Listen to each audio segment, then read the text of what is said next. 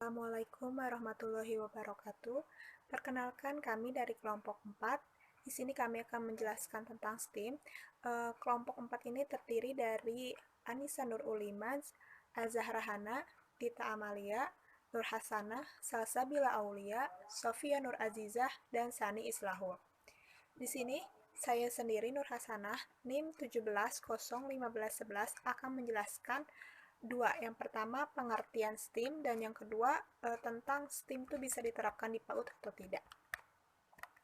Oke, yang pertama ada apakah STEAM itu? STEAM merupakan salah satu pendekatan pembelajaran yang mengintegrasikan 5 bidang ilmu pengetahuan. Nah, yang pertama ada sains, yang kedua ada teknologi, yang ketiga ada teknik, yang keempat ada seni atau keindahan, dan yang terakhir ada matematika. STEAM ini dapat merangsang pola pikir yang sistematis, mulai dari observasi, bertanya, memprediksi, meneliti, dan mendiskusikan yang menjadi kerangka berpikir dalam mengenali permasalahan guna menemukan solusi pemecahan masalah. Di sini saya menemukan pendapat salah satu ahli, yaitu Helen dalam jurnal Tunas Siliwangi oleh Dianti dan Adila. Beliau berpendapat pembelajaran berbasis STEAM ini dapat membuat anak berpikir secara kritis, komprehensif, dan menstimulasi anak agar dapat memecahkan masalah. Itu yang pertama. Lalu yang kedua, mungkinkah STEAM diterapkan di PAUD? Jawabannya ya, perlu diterapkan. Di sini saya punya pendapat dari salah satu ahli praktisi pendidikan anak usia dini asal Sidoarjo bernama Suwarti. Beliau berpendapat metode STEAM ini tuh sangat baik diterapkan karena mampu mengintegrasikan beberapa bidang ilmu pengetahuan, ya tadi ada 5 yang sudah saya sebutkan sebelumnya, ke dalam materi pembelajaran di setiap harinya. Ini ada pendapat dari beliau sendiri ya. Manfaat metode ini adalah menjadikan anak memiliki kreativitas, kemampuan berpikir kritis, logis, serta kemampuan problem solving. Juga mengajarkan anak untuk memiliki awareness pada lingkungannya, ujar Suwarti. Sekian dari saya, selanjutnya akan dilanjutkan oleh teman-teman saya yang lainnya. Terima kasih. Assalamualaikum warahmatullahi wabarakatuh. Saya Anissa Nur Ulimas, NIM 1704497. Saya akan menjelaskan mengapa sih STEM itu penting diterapkan di PAUD gitu. Lah, kenapa? Karena pembelajaran dengan pendekatan STEM merupakan pembelajaran kontekstual di mana siswa akan diajak memahami fenomena-fenomena yang terjadi di dekatnya atau di sekitarnya. Lah, pendekatan STEM mendorong siswa untuk belajar mengeksplor semua kemampuan yang dimilikinya dengan cara masing-masing. Biasanya dengan pengalaman mereka langsung gitu, terjun langsung kayak misalnya cooking class atau misalnya menanam kayak gitu-gitu. Nah, STEAM juga akan memunculkan karya yang berbeda dan tidak terduga dari setiap individu atau kelompoknya. Walaupun misalnya materinya sama, tapi pasti ada beberapa pengalaman yang berbeda didapatkan dari anak dan pengetahuan bertambah yang berbeda. Mungkin ada anak yang sudah mengetahui tentang pengalaman itu, tapi ada juga anak yang belum mempunyai pengalaman itu. Terus selanjutnya, selain itu kolaborasi, kerjasama, dan komunikasi akan muncul dalam proses pembelajaran karena pendekatan ini dilakukan secara berkelompok. Pengelompokan siswa dalam STEM menuntut tanggung jawab secara personal atau interpersonal terhadap pembelajaran yang terjadi. Proses ini akan membangun pemahaman siswa terhadap materi yang sedang dipelajarinya. STEM yang bertujuan untuk mengajarkan siswa berpikir kritis dan memiliki teknik atau desain untuk memecahkan masalah. Pembelajaran ini merupakan salah satu jawaban untuk menjawab tantangan abad 21 yang menuntut manusianya memiliki keterampilan teknologi dan mampu berinovasi, berkarir, dan memiliki kesadaran global serta berkarakter untuk memenuhi tingginya permintaan pasar terkait produk yang berbasis sains dan teknologi. Lah, dari yang sudah dijelaskan gitu ya, yang sudah dijelaskan, mendukung kurikulum PAUD 2013 merupakan perencanaan yang berkenaan dengan pengumpulan, pemilihan, dan analisis sejumlah informasi yang relevan dari berbagai sumber dan merupakan penyempurnaan dari kurikulum sebelumnya, agar anak siap untuk menghadapi kehidupan sekarang dan masa yang akan datang. Jadi, STEM sangat bagus diterapkan di PAUD karena dapat mengembangkan beberapa aspek perkembangan anak, dan anak dituntut untuk bisa berpikir kritis dan dapat memecahkan masalah. Sekian dari saya. Wassalamualaikum warahmatullahi wabarakatuh. Bismillahirrahmanirrahim. Assalamualaikum warahmatullahi wabarakatuh. Nama saya Dita Amalia Dwi Ningrum, NIM 1704055. Di sini saya akan menyampaikan mengenai bagaimana STEAM diterapkan di PAUD. Yang pertama yaitu dengan anak diajarkan untuk belajar berproses. Diajarkannya itu bisa melalui kegiatan bermain, mengamati, mengenali pola, dan berlatih keterampilan berpikir kreatif, serta keterampilan kolaborasi dan komunikasi antar anak dengan anak yang lainnya dalam menyelesaikan suatu tugas yang diberikan oleh guru ataupun fasilitator. Kemudian yang kedua, ada dalam pembelajaran STEAM ini anak dilatih untuk berani menyampaikan ekspresi diri, baik berupa kritikan maupun pendapat. Dari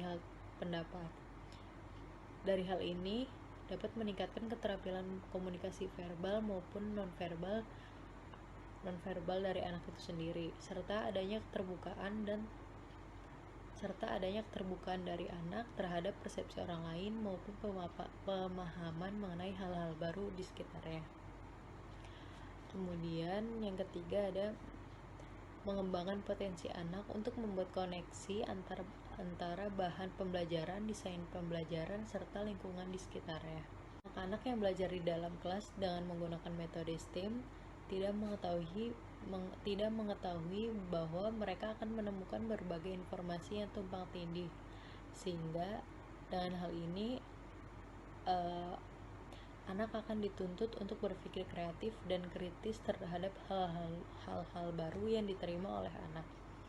Selain itu, mereka juga didorong untuk memecahkan masalah bersama guru dan teman sebayanya. Lalu di sini ada beberapa kegiatan dengan pendekatan STEAM, yaitu guru bisa mengajarkan anak dengan membuat mainan sederhana dari barang-barang yang ada di sekitar anak. Assalamualaikum warahmatullahi wabarakatuh. Perkenalkan, nama saya Sofia Nur Azhar Pratiwi, NIM 1704030. Di sini saya akan menjelaskan jawaban dari pertanyaan nomor 5, yaitu kendala yang dihadapi dalam pembelajaran STEM. Yaitu yang pertama ini, rendahnya pemahaman konsep pembelajaran STEM bagi guru. Jadi guru itu kurang paham bagaimana pembelajaran STEM itu. Lalu yang kedua, pengetahuan dan berpikir kritis juga masih rendah dalam penyusunan perencanaan pembelajarannya. Hal ini juga dikarenakan karena kurangnya kesiapan guru dalam merencanakannya. Yang selanjutnya, kurangnya juga komunikasi dengan anak karena pembelajaran masih teacher center. Jadi guru yang masih mendominasi kegiatan pembelajarannya, anak-anak jadinya kurang aktif dan kurang bereksplorasi. Ketika anak ingin menyampaikan pendapatnya atau ingin mencoba untuk berpikir kritis, itu tuh udah dijelasin duluan gitu sama ibu gurunya. Jadi tidak memberikan kesempatan buat anak untuk menjawab pertanyaan dulu dari ibu gurunya. Lalu selanjutnya dari media juga banyak yang kurang. Misalnya ketika memilih buku cerita yang sepertinya mengandung STEM, itu tuh tema dalam buku cerita sebenarnya belum sinkron dengan aktivitas STEM. Jadi medianya juga masih kurang dan guru juga kurang mengeksplorasi medianya. Sekian dari saya, mohon maaf bila banyak kekurangannya. Terima kasih. Wassalamualaikum warahmatullahi wabarakatuh. Assalamualaikum warahmatullahi wabarakatuh. Saya akan menyampaikan bagaimana peran guru dalam penerapan STEAM. STEAM ini merupakan bagian dari STEM dengan penambahan atau integrasi seni di dalamnya. Setiap guru di sekolah itu memiliki kapasitas untuk menjadi guru STEAM, tidak terbatas pada guru seni atau guru sains aja gitu.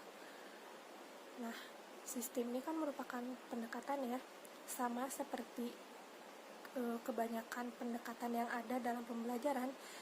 Sebelum menerapkan pendekatan STEAM ini, guru perlu mengikuti pengembangan profesional yang berkualitas terlebih dahulu mengenai STEAM. Yang kedua, guru juga perlu memiliki kemampuan untuk mempelajari lebih lanjut tentang bagaimana pendekatan ini diterapkan dan bagaimana menggunakannya di kelas. Karena sistem ini merupakan suatu pendekatan, maka dari itu guru perlu memahami bagaimana mengembangkan pembelajaran yang memastikan bidang seni dan STEM diajarkan dengan konsisten dan dengan strategi khusus yang dapat digunakan bersama-sama siswa. Kayak gitu. Sekian dari saya. Jelaskan tentang cara menilai keberhasilan STEM di PAUD. Nah, sebetulnya belum ada materi secara khusus yang menjelaskan mengenai bagaimana cara menilai STEM di PAUD, tapi saya melihat dari proses pembelajaran yang dilakukan di PAUD atau proses pembelajaran STEM yang dilakukan di PAUD, yaitu harus melakukan beberapa proses, yaitu yang pertama ada eksplorasi, yang kedua ada extend, yang ketiga ada engine, yang keempat ada evaluasi. Nah, yang pertama ada eksplorasi, artinya di sini guru memberikan kebebasan kepada anak untuk mengeksplorasi, yang artinya anak ketercapaiannya anak dapat mengeksplorasi dan dapat menemukan hal-hal yang baru. Nah, itu cara menilainya.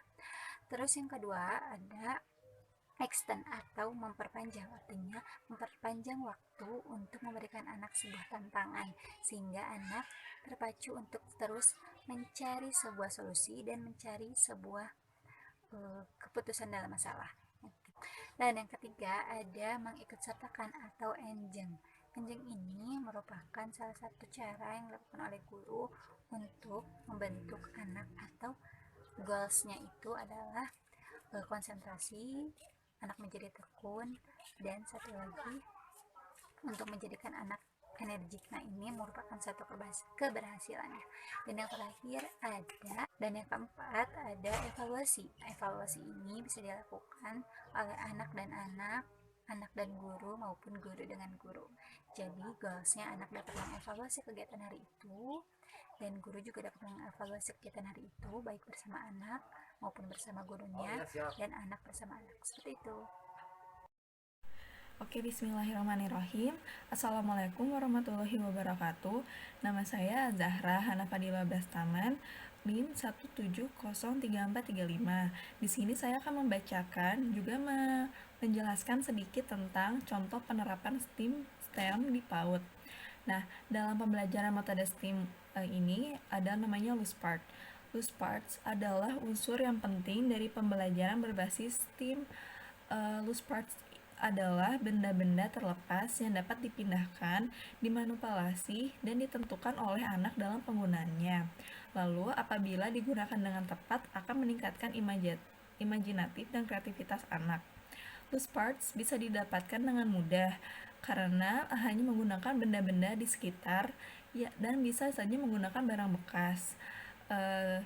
Terus ada loose part ini bukan hanya mendukung perkembangan anak saja, tetapi juga membantu anak untuk menghubungkan dirinya dengan lingkungannya. Nah, yang seperti kita tahu, mainan anak-anak itu hanya dirancang dengan satu tujuan khusus saja. Misalnya, kayak mobil-mobilan ini hanya bisa dimainkan dan penggunaannya itu hanya seperti menjalankan mobil saja. Namun, ketika anak menggunakan benda-benda di alam atau yang bisa disebut loose part, benda-benda terlepas, ia dapat menggunakannya untuk apapun dengan ide anak.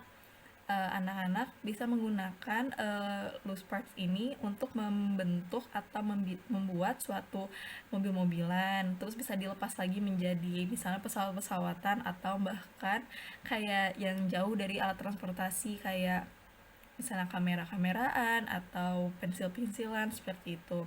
Nah, ini akan mengembangkan imajinasi anak, kreativitas anak, bahasa anak, dan pengetahuan anak. Sekian dari saya, terima kasih.